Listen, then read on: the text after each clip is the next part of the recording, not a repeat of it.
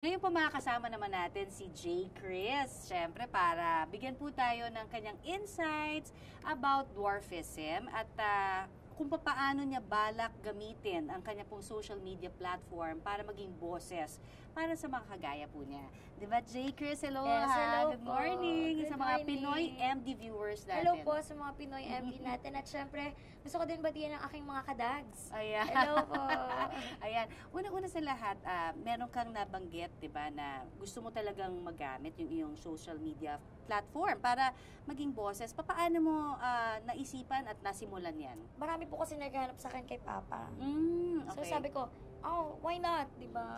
Tama. Oo. Sabi ko, sige, papakita ko sa inyo si Papa. So nag-upload po ako ng TikTok. So Okay. yun, nag-TikTok kami, nag-vlog, and nag-start po kami sa aking cellphone.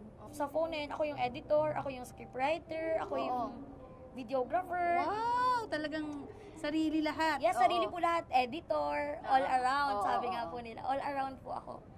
So, nung tumagal po, inamit ko po yung platform ko sa social media para magbigay po ng knowledge and ma-educate yung mga tao na mga hindi po ganun ka-aware sa kondisyon po ng dwarfism. Alright. And sa mga nabubuli din po.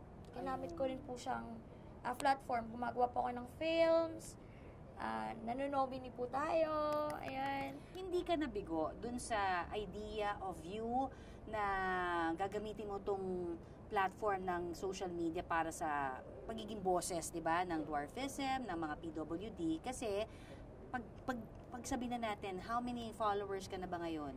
Road to 1 million followers na po ako ngayon.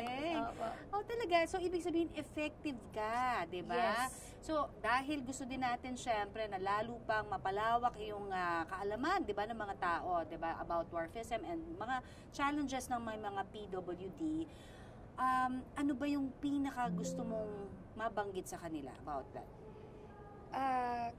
Gusto ko lang pong isabihin sa mga kapwa ko PWD na huwag kayong mawawalan ng pag-asa. Hanggat may naniniwala sa inyo, huwag kayong titigil lumaban. Sa mga negative thoughts na mga babato sa inyo, negative na salita, gawin niyo siyang hagdan patungo sa tagumpay. Yun lang talaga. And maging confident ka lang po. And mahalin niyo lang, tanggapin niyo lang yung sarili niyo. And maging isa sa inspirasyon ng bawat isa. And yun po, yung pinaka nakakurot ng puso ko na may mga nagme-message din po na, ate, inspiration kita. Tama. Oo. Ate, mahal kita. So, dun pa lang sa part na yun, sobrang laking panalo ko na po. Yan, di ba? At sa mga hindi nakakaalam pa, gusto ko talagang ipagkalat ha? Magiging future abogada siya. Alam niyo ba? Yes, hopefully po. Third year law student ka, Pre-law diba? po. Pre-law, yan.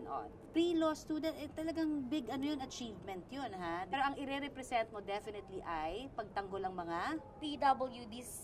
Ayan. Yes. Di na po tayo lalayo. Walang pag-iisip. Ayan. PWD po talaga. Yan. So, aabangan ka ng lahat lalo at I'm sure yung iyong boses sa social media will become an even bigger voice, di ba? Dahil gosh. Thank you meron so kang much po. kaalaman sa batas na talagang makakatulong lalo para doon sa mga PWD natin. Maraming Nakapuso. salamat po. Sobrang laking opportunity po nito and sobrang laking help dahil sa mga followers na rin po na maging aware din po sila.